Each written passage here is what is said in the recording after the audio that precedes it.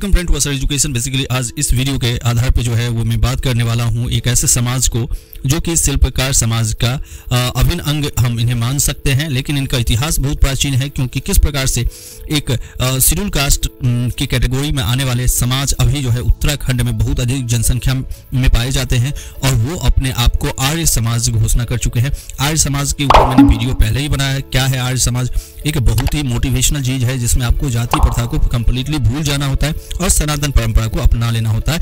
यही है मुख्य उद्देश्य आर्य समाज का। तो दोस्तों बने रहिएगा। लेकिन अभी थोड़ा सा हम एनालिटिक्स के ऊपर चलते हैं। दो भाइयों का हमें बहुत इंपॉर्टेंट कमेंट लगा है और एक जो है वो आपको एक कमेंट है एक यूजर्स का, और वो यूजर हमें जो है वो वीडियो बनाने का रिक्वेस्ट की है। वो है राजवंशी वीर योद्धा वीरभद्र अवतार माची देव का इतिहास पर वीडियो बनाइए सर प्लीज। ठीक है, तो ये बहुत अच्छा इनका जो है रिक्वेस्ट है और मैंने नेक्स्ट टाइम जो है इस टॉपिक के ऊपर कंटेंट के ऊपर वीडियो बनाने वाला हूँ। लेकिन आज हम आपको एक ऐसे दोस्तों का जो बताऊंगा वो है, उन्होंने रिक्वेस्ट किया था हमसे कि शिल्पकार आर्य समाज के ऊपर वीडियो बनाने के लिए, इसलिए मैंने शिल्पकार आर्य समाज के ऊपर वीडियो लाया। तो दोस्तों बने रहिएगा। हमारे चैनल असर एजुकेशन आपको हमेशा वेलकम करता है।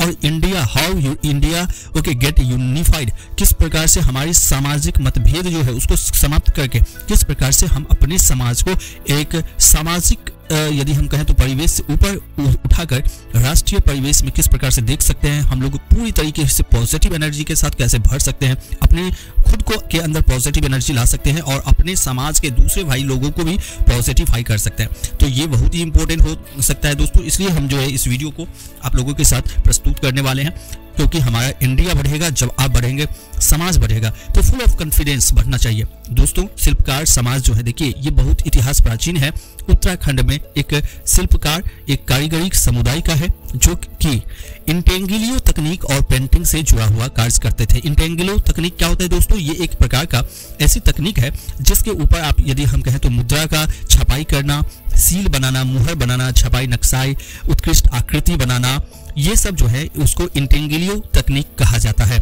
तो उसके पेंटिंग से जुड़ा हुआ कार्यक्रम जो करते थे वो उत्तराखंड में एक समाज है, उनको शिल्पकार समाज के रूप में जाना जाता है। दोस्तों उसके बाद क्या हुआ कि उत्तराखंड के अनुसूचित जाति समुदाय में सबसे बड़े समुदाय के रूप में आज इनका नाम आता है। दोस्तों इतिहास की यदि हम बात करें तो कोई एक जाति नहीं बल्कि विभिन्न जातियों का यह समुदाय है और समूह है। लोहे से कलात्मक कार्य करते थे, जूते बनाकर, पत्थर और रस्सी का काम करते थे। और रस्सी बनाना आज के तकनीक के युग में जो है ये मॉडर्न टाइम्स इंडिया जो है हमारा, उसमें बहुत सारे व्यवसाय खुल गए हैं रस्सी बनाने का। तो रस्सी बनाना कोई खराब काम नहीं माना जाता है। लेकिन देखिए प्राचीन काल में जो व्यवसायिक कार्यक्रम में लगे हुए थे उनको एक अलग किस्म से दिखाया गया और प्रस्तुत किया गया। तो इसी वजह से जो है, जैसे वैश्य समाज जो व्यवसाय से जुड़े हुए हैं वो उन्हें वैश्य समाज कहा जाता था। लेकिन आज वैश्य समाज आप जान सकते हैं कि बहुत ही उनके वजह से हमारे देश का आर्थिक अवस्था जो है बहुत ही ऊंचा उठ रहा है। इसी प्रकार से हर एक कर्म के आधार पर जो है सृष्टि प्रधान होता है, ये नेचुरल है। इसके बाद आप किसी चीज से मुंह नहीं मोड़ सकते हैं। लेकिन देखिए उत्तराखंड, उत्तर प्रदेश, महाराष्ट्र और दक्षिण भारत में उन्हें दलित नहीं माना जाता है, लेकिन उत्तराखंड में जो है इन समाज को उत्तराखंड में दलित माना जाता है। और इन सब राज्यों में जैसे उत्तर प्रदेश, महाराष्ट्र और दक्षिण भारत में इन्हें दलित नहीं माना जाता है। तो ये अपने आप में एक अनोखा इतिहास हमें लगा, इसलिए मैं आपको बताने वाला हूं कि ऐसा नहीं है कि एक दलित समाज, एक स्टेट के दलित समाज दूसरे स्टेट में दलित समाज है। ठीक है, इतिहास समझिए, क्योंकि यदि आप अपने इतिहास जड़ से अलग हो जाते हैं तो होता है क्या है कि हम लोगों को बहकाया जाता है, फुसलाया जाता है, तरह तरह की बातों को बतलाया जाता है। देखिए लेकिन राज्य की सूची के आधार पर उनकी श्रेणी एससी और ओबीसी में उल्लेखित है। 1925 में आधिकारिक तौर पर शिल्पकार के रूप में मान्यता दी गई थी। इन समाज को ब्रिटिश सरकार द्वारा दिया गया था। तो वे मुख्य रूप से पत्थर और रत्नों के जो है इंटेंगिलियो पेंटिंग शिल्पकार कास्यकार के रूप में लगे हुए कार्य करते थे। अन्य लोग जैसे लोहार, बुनकर, ड्रमर के रूप में खेती और खेती में लगे हुए थे, काम कर रहे थे। और जो ब्राह्मणों वाला जो पूर्त कर्म होता है वो समाज जो है खेती बाड़ी को, क्योंकि जब ब्रिटिश राज्य चलता था तो खेती बाड़ी को एक बहुत ही मतलब अलग तरीके से दिखाया गया। लेकिन हमारा देश जो है वो कृषि प्रधान देश है। यहाँ पे कृषकों की एक बहुत ही बड़े जो है वो जनसंख्या भी है और बहुत सारे लोग जो है वो कृषि कार्यों से जुड़े हुए हैं। आज तो व्यवसायिक कार्यक्रम भी कृषि आधारित हो गए हैं। आर्य समाज के विषय में हमने आपको संक्षिप्त में बताया ही था दोस्तों कि आर्य समाज जो है वो एक ऐसे समाज नहीं, एक आंदोलन है जिसमें जैसे स्वामी दयानंद सरस्वती ऐसे लोग जो हैं वो बहुत आगे आके जो है आर्य धर्म का स्थापना तो प्राचीन काल में हुआ, लेकिन आर्य समाज में मतलब इस जाति को पूर्ण रूप से जो है निष्क्रिय बताकर जाति भूलकर सभी सनातन और हिंदू परंपरा, वैदिक परंपरा जो है उसके ऊपर जो है लौटने का ये अनुरोध किया गया था कुछ महान क्रांतिकारियों के द्वारा, जो कि आर्य समाज का रूप लिया और आर्य समाज आंदोलन के रूप में भी हमारे हिस्ट्री के बुक्स में पढ़ाए जाते हैं। दोस्तों आर्य समाज में उनमें से बहुत को प्रभावित किया और इसलिए जो है ये समाज जो शिल्पकार समाज है उत्तराखंड के शिल्पकार समाज, वो अपने आप को आर्य समाज के रूप में टाइटल भी अपना यूज किया, आर्य लगाने लगे और विशेषकर गढ़वाल क्षेत्र में वो रहते हैं। उनमें से कई और जातियां उपनाम हटा दिया गया और आर्य उपनाम को अपना लिया गया।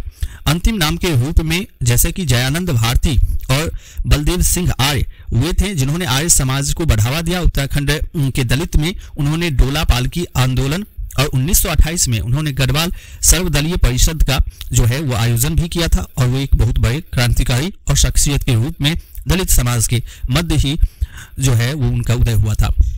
अन्य उल्लेखित नेताओं की यदि हम बात करें इस समाज में तो बच्ची राम आर्य थे। बच्ची राम आर्य ने भी अपनी मानसिक गुलामी से बाहर निकलकर जो है वो अपील किया और शिक्षा के गुणों को पहचाने और ब्राह्मण के साथ समान स्तर पर काम करने और फिर भी उनकी आलोचना करें, ये सब चीज़ों को समझाए और समझाकर जो है उनकी इतिहास को एक नए मोड़ तक ले जाने में बहुत ही महत्वपूर्ण योगदान दिया। तो बच्ची राम आर्य भी एक महान कुशल नेता के रूप में उभरे जो कि उत्तराखंड के धरती पे उनका बहुत जो है स्वीकार किया गया लोगों के बीच।